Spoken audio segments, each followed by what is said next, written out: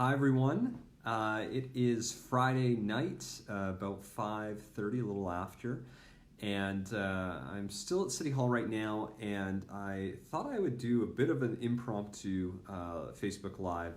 So obviously I didn't promote this or provide any notice that I was going to do this, but I thought I would actually just jump on because there was a lot going on in the last 2 weeks, and I thought it'd be good even if I could just jump on for 10 or 15 minutes, share a little bit about what's been going on the last 2 weeks or so, and if there happen to be any pressing questions, I can jump on those. But I wanted to just reach out because while I've written a few posts on the Facebook page, there's just been so much going on that I thought it'd be good to do a quick summary.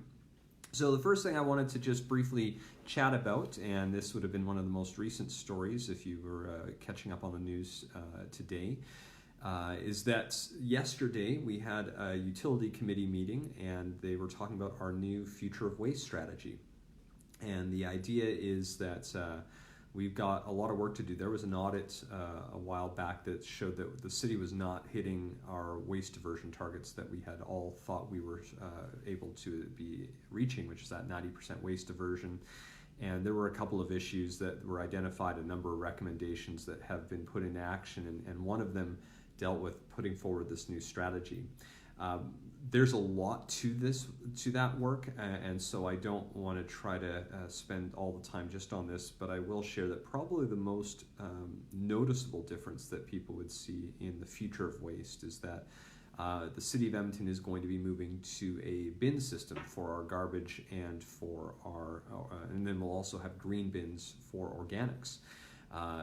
The last couple of months, the city has been running a trial of this in over 8,000 households throughout the city, none of which happen to be in Ward 1, but a lot of spots where they've been testing this out. They wanted to test it in old neighborhoods, new neighborhoods, neighborhoods where garbage pickup is at the front, somewhere it's at the back, in those older spaces. So, and then gathering feedback through that over the course of that process. And they're using that to inform what will be a permanent program next year.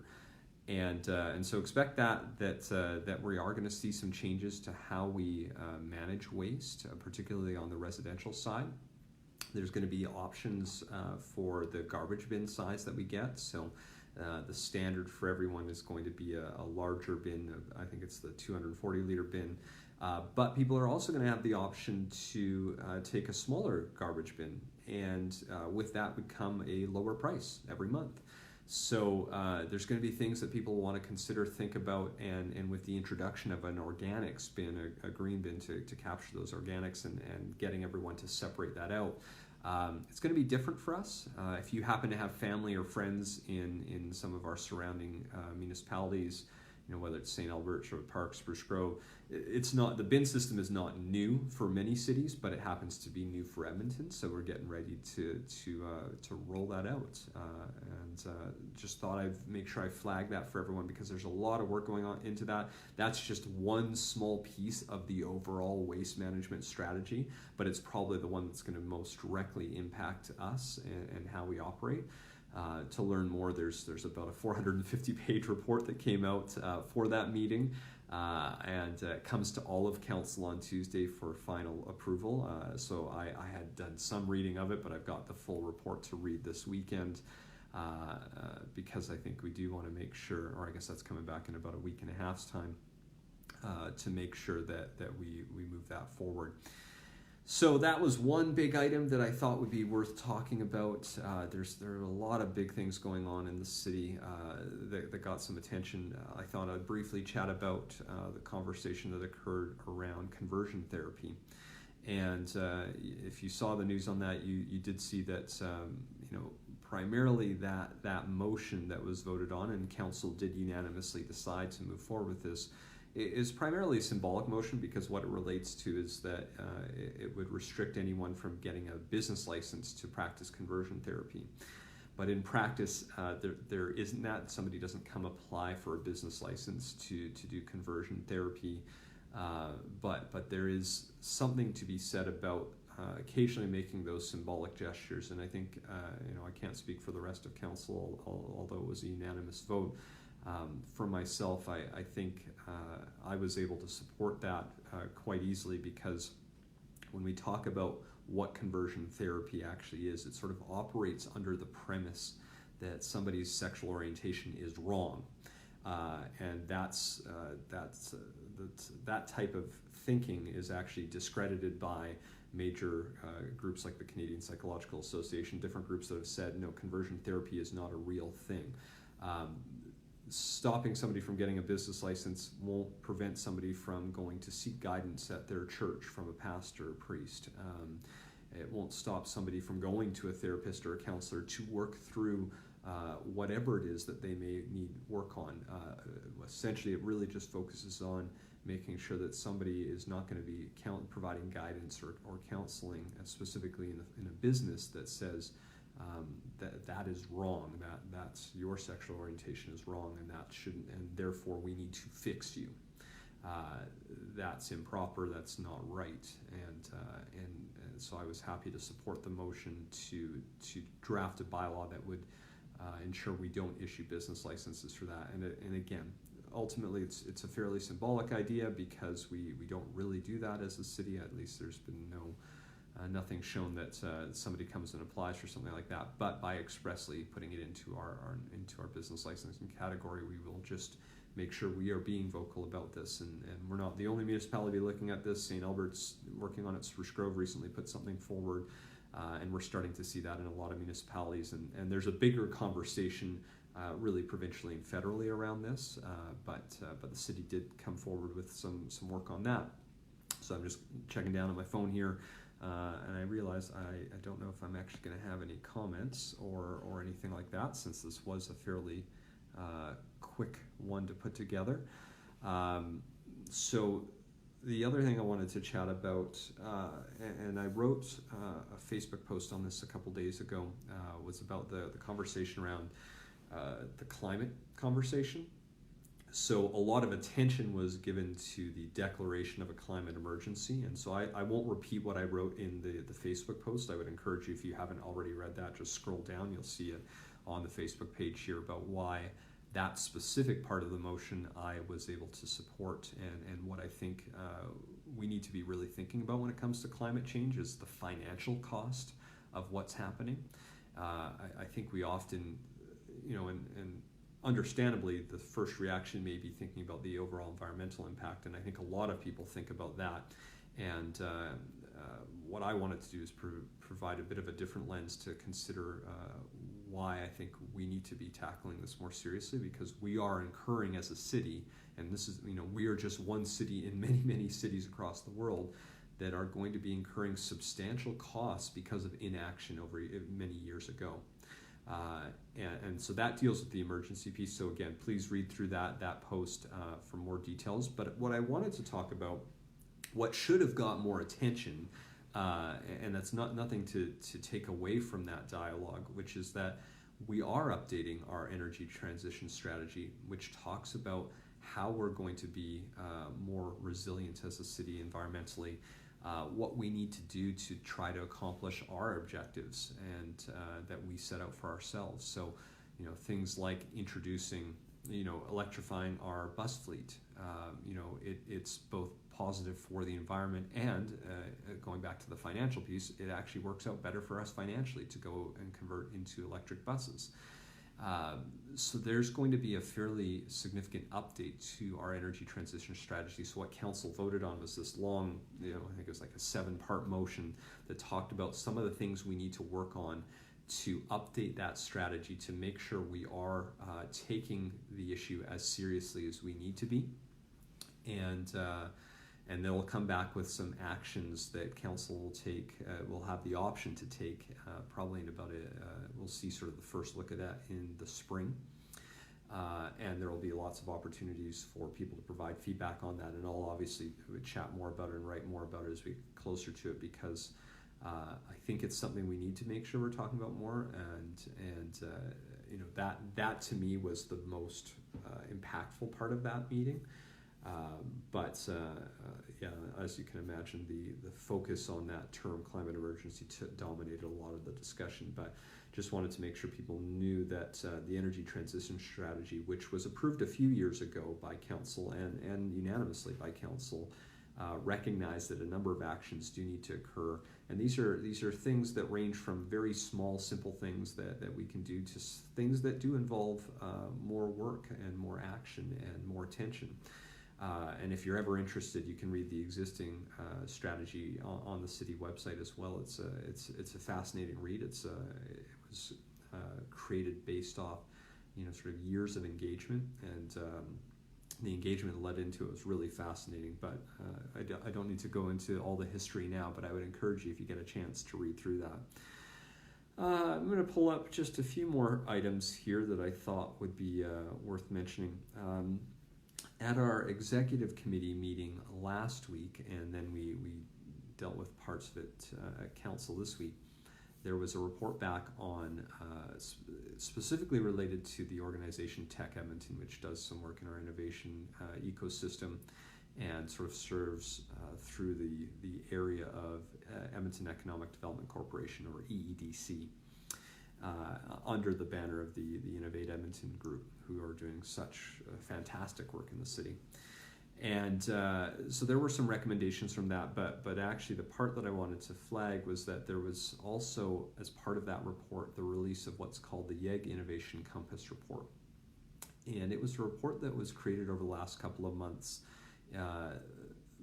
through regular and ongoing feedback with the startup community, with the tech community, to talk about what do we need to be doing as a city to really push this forward, because as we know, the sort of tech economy is growing so very quickly, and you're seeing cities across the world move forward on a lot of areas and are seeing a lot of global success. And you might not know, and this is something I think we still don't talk about nearly enough, but Edmonton is the third leading city in AI and machine learning research in the world. And it's mind-boggling to think about that, but then when you actually when you spend just a few moments to really consider it, you realize it makes a lot of sense. We have the University of Alberta that does a lot of work in this, and in fact, you look at our entire post-secondary sector, from MacEwan to NAIT to Norquest, Concordia, King's University. We've got such a vibrant and active group of post-secondary institutions, which I think really complement one another, that it's no surprise that Edmonton is actually one of the world leaders in AI and machine learning research. But the rest of the world is moving very quickly on these topics. When you look at the tech world, when you look at AI in particular, and we've got a couple of different organizations, from Tech Edmonton to Health City, which is working, albeit in a section of that tech economy on health, from Innovate Edmonton to Startup Edmonton, and we've got a lot of these different bodies. And I think something we heard from the entrepreneur community is that really needs to be a bit more unified. And so made a motion that got debated at council. I guess that would be Tuesday or Wednesday now.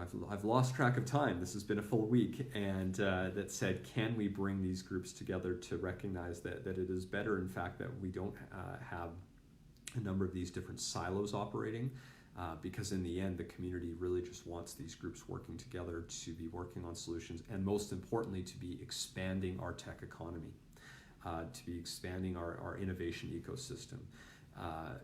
Because when I look at what's happening across the world, that is where we will either succeed or fail economically. If we are not working harder in that area, if we are not recognizing that there's a lot of supports that need to be built into that system to help grow that system, and this doesn't have to be done by the municipality, it can be done through that community.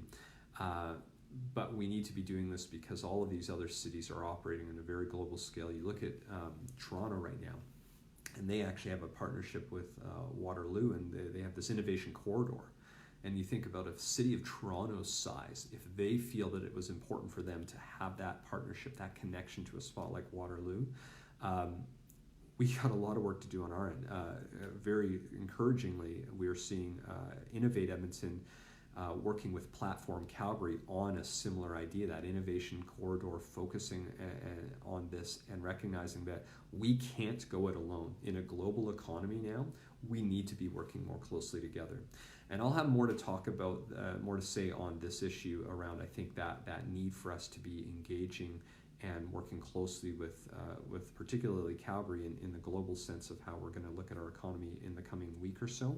I'll have a separate video and a separate blog post on it, but I just wanted to share that Council did pass a motion that says, yeah, we've got to bring these groups together so that can be moving quickly. It can be more nimble. That the innovation economy is not something that can be moving at the typical pace that government does, which is slow for a reason.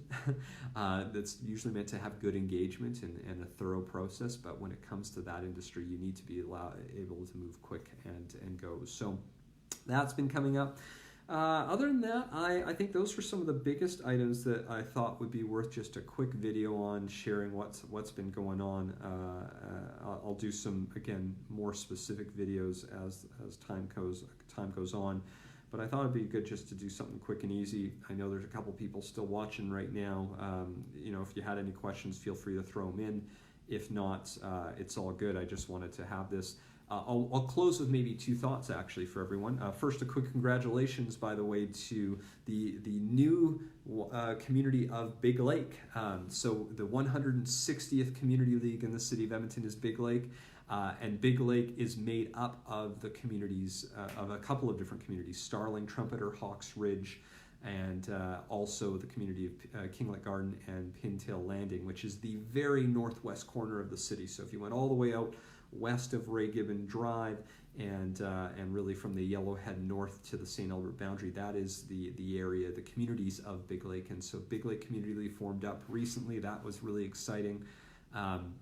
Probably the other big one is, it's August 30th, but just get ready. Next month, Community League Day comes up on officially September, I'm looking at my calendar, September 21st. But a lot of the West End communities, I say thankfully, have decided to not all do it on the same day, which means I don't have to try to be at 15 communities for like 5 minutes at a time. A lot of the communities have picked different Saturdays or Sundays over the month of September for large community events. So make sure you are checking your community Facebook page, your community league websites, hopefully your newsletters, because there are so many cool events that are going to be happening over the next month. Pretty much every community will have something, and I can't wait. I will try to be at every single one of them. I think I can make it all. I've usually been able to do it the last few years, and I can expect that I'll try to do it again this year. So when you see me, if you have questions, don't hesitate to reach out. Just pull me aside, wave at me if you want to ask me a question one-on-one. But otherwise, make sure you schedule some time to go out to one of those community events, get your community league membership, and maybe even consider volunteering, helping out in the future with your community league. So thanks everyone. This is a short video, for about 20 minutes long. I didn't want to drag it out here. Just wanted to share what's been happening really for the month of August, which it's really only been the last 2 weeks. So thanks for this. If you have questions, feel free to throw them in the video here, and I'll continue to do more in the future. And thanks, Derek, for the comment. I see you're happy about the scooters. And actually got a lot of people have been using them, which is good to see. So that's it for me for now. Feel free to watch the whole video if you're just joining now. I'll finish up here, and then you can watch it from the very beginning. And thanks for joining, everyone. And again, reach out to me anytime via Facebook, Twitter, email, phone. Always happy to chat. Have a great day, everyone. Bye. And enjoy the long weekend. Have a wonderful long weekend. It's going to be fun. There's already a couple events happening this long weekend. But if there's nothing going on in your neighborhood, hopefully you get a time to enjoy it with family and friends. And thanks so much for watching. Bye.